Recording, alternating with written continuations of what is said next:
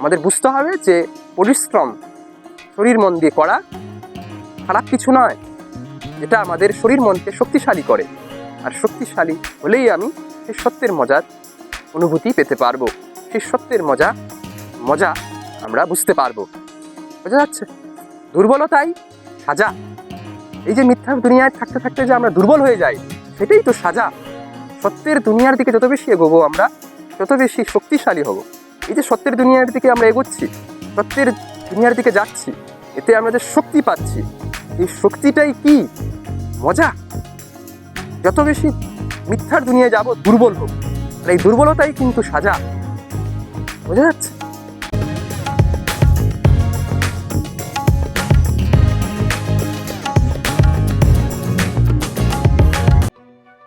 এমন হয়ে গেছে যে আমরা যে পরিশ্রমকে, আমরা যে মেহনতকে বড় খারাপ মনে করি।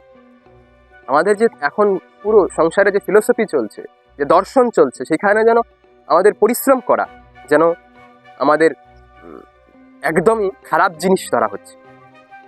আমরা আস্তে আস্তে শারীরিক পরিশ্রমও যেমন কম করতে শুরু করে দিয়েছি, এমন আমরা মানসিক পরিশ্রমও কম করতে শুরু করে দিয়েছি। আমরা আন্তরিক দিকেও যেই পরিশ্রমগুলি করা দরকার সেগুলিও করা বন্ধ করে দিয়েছি। আমরা সব কিছুর মধ্যে এখন শর্টকাট খুঁজি। এই যে শর্টকাট খোঁজার যে আমাদের রোগ লেগে গেছে, এই শর্টকাট খোঁজার রোগেই আমাদের যেন সত্যের দিকে যেতে দেয় না, সত্যের মজা নিতে দেয় না। আমাদের মধ্যে যে এই যে শর্টকাট, একদম শর্টকাট ভাবে যে আমরা মজা নেওয়ার চেষ্টা আমরা করে থাকি, সেই যে আমাদের অভ্যাস হয়ে গেছে যে আমরা শর্টকাট ভাবে কিছু মজা নিতে চাই, সেইখানেই আমাদের গড়বড় লেগে আছে। যদি আমরা এই শর্টকাট মজাটা নেওয়া বন্ধ করি, তখন সত্য থেকেও যে মজাটা আছে সেই মজাটা আমরা পেতে পারি, আর সেই মজাটার দিকে আমরা এগোতে পারি। এটা জানা যে শর্টকাটভাবে যেই মজাটা আমরা পাই, সেই শর্টকাট মজাটা কিন্তু এই অল্প সময়ের জন্যই মজা দেবে, আর তারপর সারা দেবে। কিন্তু সত্য থেকে যে মজাটা আমরা পাবো সেটা চিরস্থায়ী হয়, আর সেটা দিন দিন বাড়তে থাকে। মিথ্যা থেকে যে মজা পাই আমরা, সেটা কিন্তু আস্তে আস্তে সাজায় কনভার্ট হয়ে সেটা কি হয়, সেটা কমতে থাকে, মজা যেন কমতে থাকে। সেই জন্য দেখা যায় যে যারা সেই মিথ্যা থেকেই মজা নিতে থাকে, তারা একটা বয়স যখন হয়ে যায়, তারপর তাদের মুখে আর হাসি ফুটে ওঠে না, তাদের আর হাসতে পারে না, কারণ তারা সারা জীবন মিথ্যা থেকেই মজা নিতে চেষ্টা করেছে।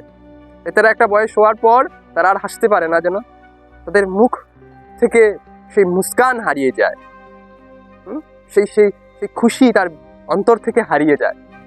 কারণ সে মিথ্যার মজা নিতে নিতে আর সাজা পেতে পেতে নিজেকে এত দুর্বল করে ফেলেছে মানসিকভাবে যে সে তখন আর চিরচিরাপন ছাড়া আর তার মধ্যে আর কিচ্ছু থাকে না।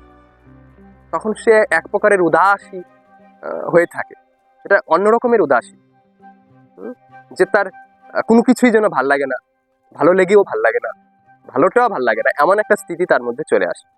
কারণ সে মিথ্যার দুনিয়ায় থাকতে থাকতে, সেই মিথ্যার দুনিয়ার মজার নেওয়ার আশায় চলতে চলতে আর সাজা পেতে পেতে সে নিজেকে কি করে দিয়েছে, অনেক দুর্বল, অনেক অসহায়, অনেক অনুন্নত করে দিয়েছে, অনেক অবনতি করে ফেলেছে নিজে। তাই তখন আর সেই মজা সে পেতে পারে না। তাই সে সেই দিনগুলি যেন অপেক্ষায় থাকে কখন মরবে। সাধারণত দেখবে আমাদের যে বৃদ্ধ লোকেরা, দেখতেই দেখা যায় যে এরা যেন অপেক্ষা করছে কখন মরবে। কারণ তারা সেই খুশি, সেই আনন্দ, সেই সব কিছু, সেই মজা যেটা মিথ্যা থেকে নিয়ে চলছিল, সেগুলি আর পাচ্ছে না, আর পাবে না। একটা স্থিতিতে গিয়ে সেটা পায় না। আর কারণ মিথ্যার যে মজা সেটা কন্ডিশন হয়, সেটা কিছু কন্ডিশনের উপর, কিছু ধারণার উপর নির্ভর করে। আর এই সব ধারণা যত তোমার বয়স বাড়তে থাকবে, তত তোমার এগুলি ধারণাগুলি ভাঙতে থাকবে। তুমি যেই জিনিসগুলি দিয়ে মজা নিতে চাইছিলে, সেই জিনিসগুলি ঠিক থাকে না। মিথ্যা থেকে যে মজাটা আমরা নেই, সেটা কিভাবে নেই? শরীর দিয়ে নেই, সাধারণত আমরা মনের চিন্তা ভাবনা দিয়ে নেই।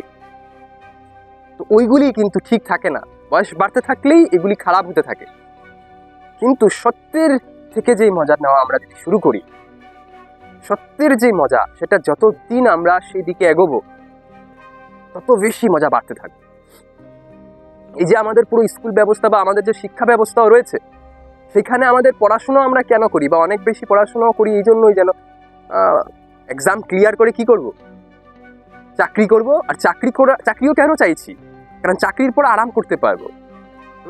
আর কাজ যাতে কম করতে হয় পরে।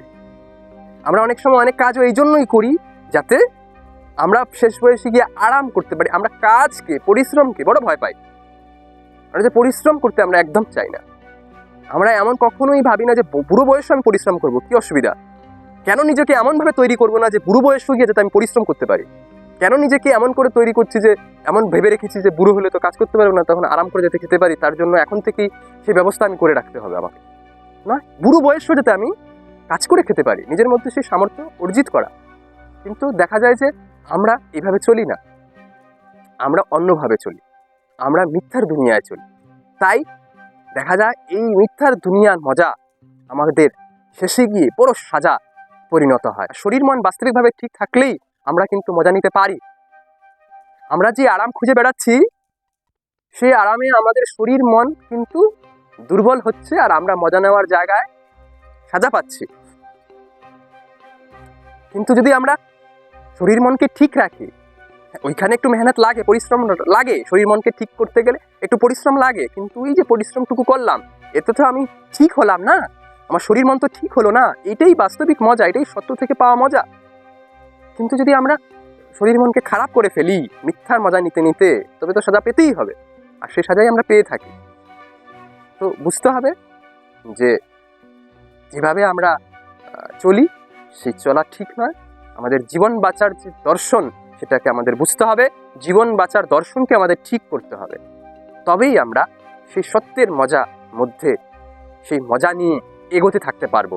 যদি আমাদের জীবনের বাঁচার দর্শন ঠিক না করছি, এই আরামের ভোগবিলাসের চক্র থেকে না বেরোতে পারছি, তবে কিন্তু আমরা মিথ্যার দুনিয়ার সেই মজা নেওয়ার দিকেই বেশি অগ্রসর হতে থাকবো, সেই দিকেই আমাদের বেশি আকর্ষণ থাকবে।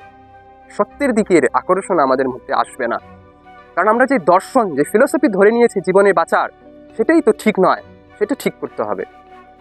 আমাদের বুঝতে হবে যে পরিশ্রম শরীর মন দিয়ে করা খারাপ কিছু নয়, এটা আমাদের শরীর মনকে শক্তিশালী করে, আর শক্তিশালী হলেই আমি সেই সত্যের মজার অনুভূতি পেতে পারবো, সেই সত্যের মজা আমরা বুঝতে পারবো। বোঝা যাচ্ছে? দুর্বলতাই সাজা। এই যে মিথ্যার দুনিয়ায় থাকতে থাকতে যে আমরা দুর্বল হয়ে যাই, সেটাই তো সাজা। সত্যের দুনিয়ার দিকে যত বেশি এগোবো আমরা, তত বেশি শক্তিশালী হব। এই যে সত্যের দুনিয়ার দিকে আমরা এগোচ্ছি, সত্যের দুনিয়ার দিকে যাচ্ছি, এতে আমরা যে শক্তি পাচ্ছি, এই শক্তিটাই কি মজা। যত বেশি মিথ্যার দুনিয়ায় যাব, দুর্বল হোক, আর এই দুর্বলতাই কিন্তু সাজা। বোঝা যাচ্ছে?